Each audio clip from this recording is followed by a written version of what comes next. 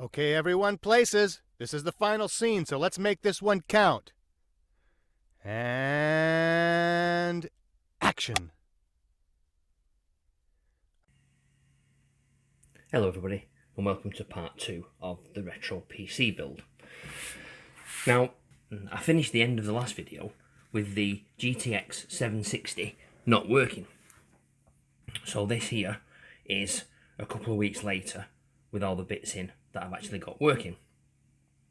So the case was the Adaptec one, which, as you can see, looks just basically like that. A few stickers on the case because I want to put, I've got Windows 10 on at the moment, I want to put Ubuntu on plus maybe another version of Linux.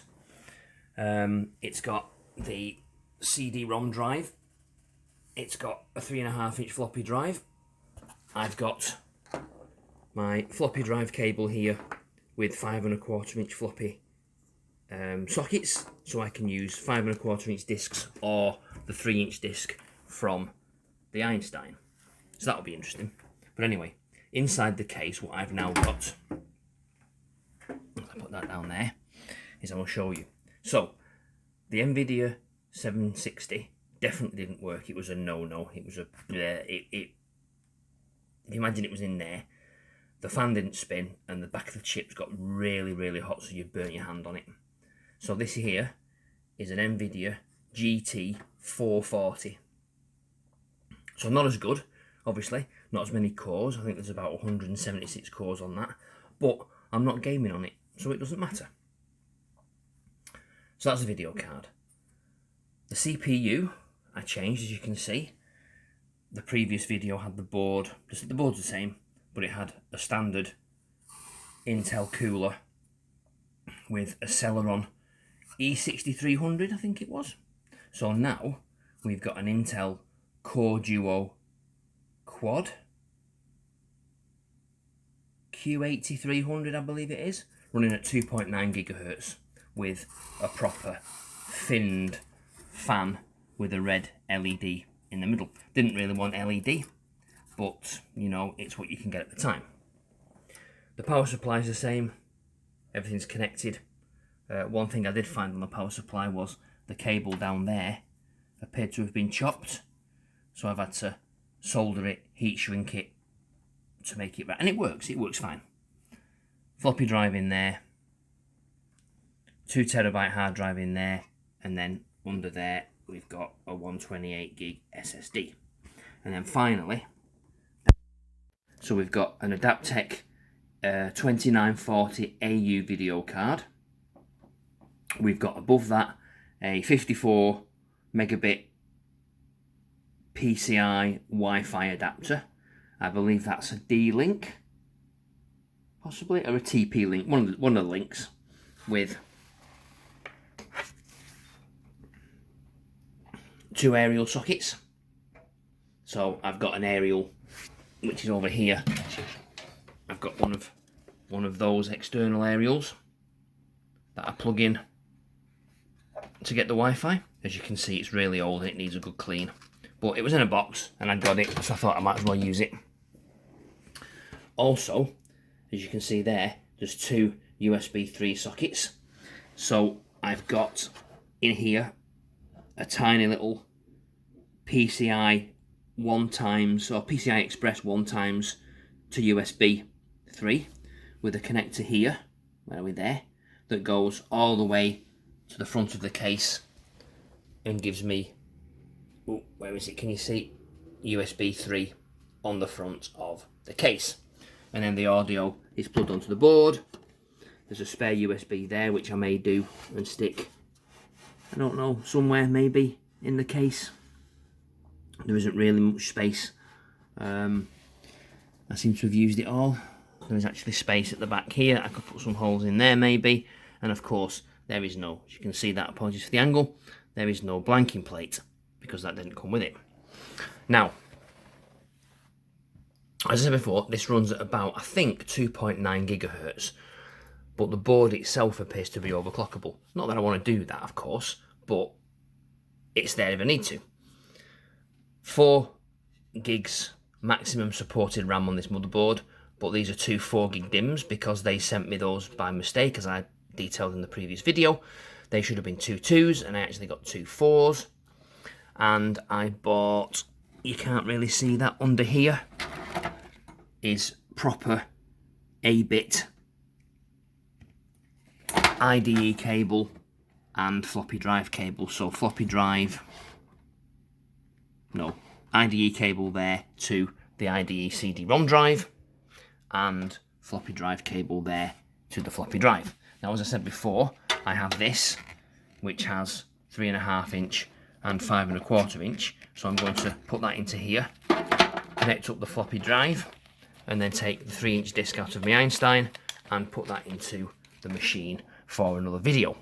Now, I don't know when that will be, and there might be a pause in the videos for the next couple of weeks or so because we are moving house, or we're trying to.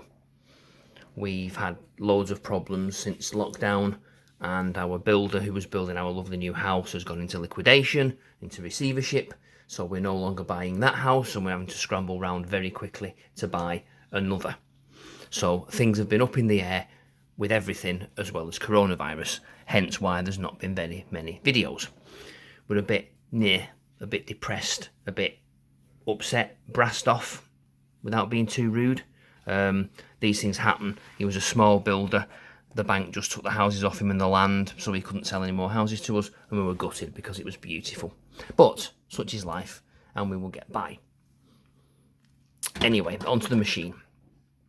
So the machine's got Windows 10, and because we were moving, I haven't got the recording set up to look at the screen. So what I have to do a screen recording of what the screen looks like so that you can see it actually working.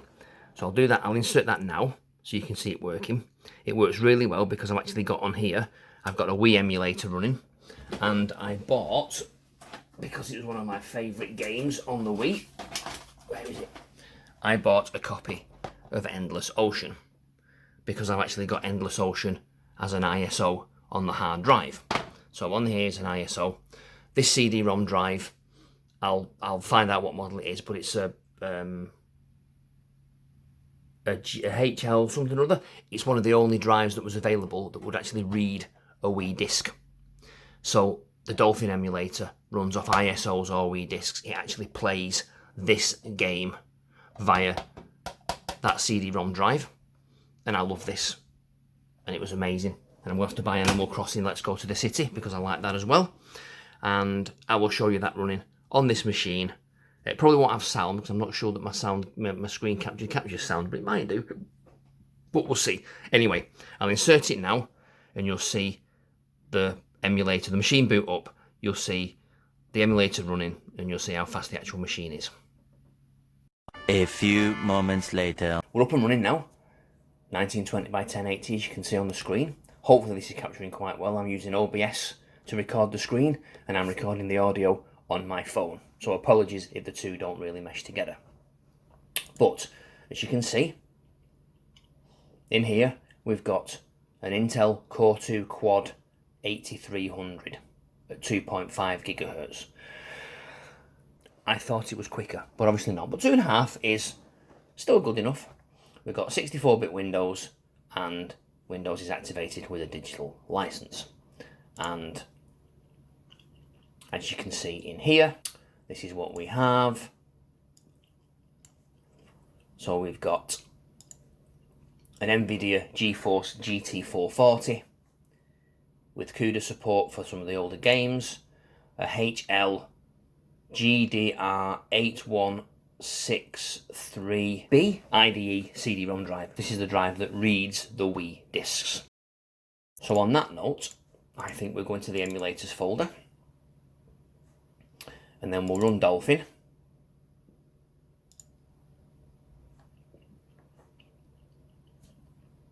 So there's a new version of Dolphin. Let's ignore that for the moment. Open Endless Ocean. Go away, Windows 10 gaming bar. And there we go.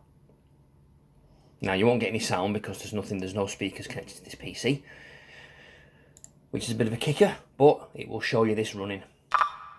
So So we can start without saving.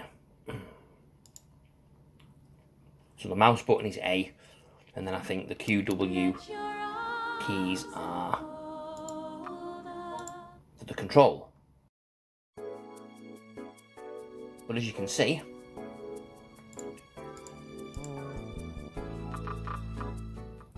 it's working quite well. So I'll put in mic. Okay. Is this correct? Yes. Want to be male? Yes. That looks more like me, except it doesn't.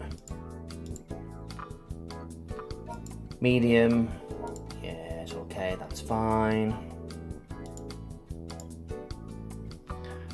Mild. That's fine. My hair's not modern. And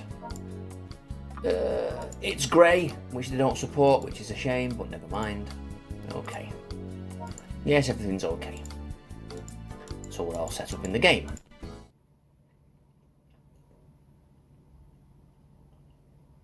Now I do have somewhere a couple of Bluetooth Wiimotes and some nunchucks. Apologies for all the binging going off. It's notifications on laptops and various things, which I hate, but you know what Windows is like. Anyway, so we're getting here 60 frames a second. Virtual 30, 26, 30. But you can see how smooth it is. Hello. Okay, so let's skip through this and let's see. So point north.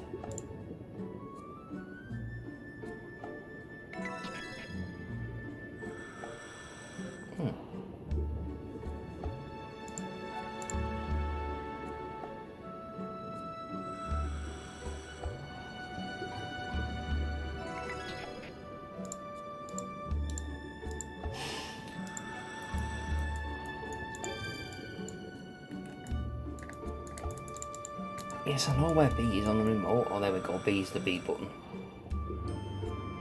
And it's weird because it's the blue dot you look at and not the mouse pointer. But as you can see from this, it looks pretty ropey in 1920 by 1080 because I think it was only 720p, possibly, when it first came out. And we're talking the Wii, which is like, what, 16 years old now, 2004 when that first came out, possibly. But I still think it's pretty good, the fact that a PC can actually emulate a console of that quality from that long ago. And I'll just have yeah, let's have a see, just have a quick swim round. Oh, let's have a see. Yeah, it looks quite good. Looks quite good. I need to work out what the keys are for this, because it's the first time I've really played it, but I just know that it works from the ISO, which is great. So that shows that the PC, even at 2.5 gigahertz, and a quite old machine, so I think the CPU is now probably over a decade old, if not older, is still quite capable of running quite graphic intensive games. I hope you found it useful. It just shows you that old equipment can still run very well the old retro gear. Another video coming soon on how I configured it, I would imagine, and putting some more things in, maybe the 3-inch disc on the Einstein, and showing you how to run the disc software that translates 3.5-inch discs to disk image and 3-inch disc hopefully to disk image. So that'll be another video for another time. Thanks for watching this video. Subscribe to the channel if you're not already subscribed. Click the bell icon so that you get notification of more videos. Leave me a like, leave me a comment, leave me a dislike. I can't please everybody all the time. I will see you in the next one. Thanks for watching. Goodbye.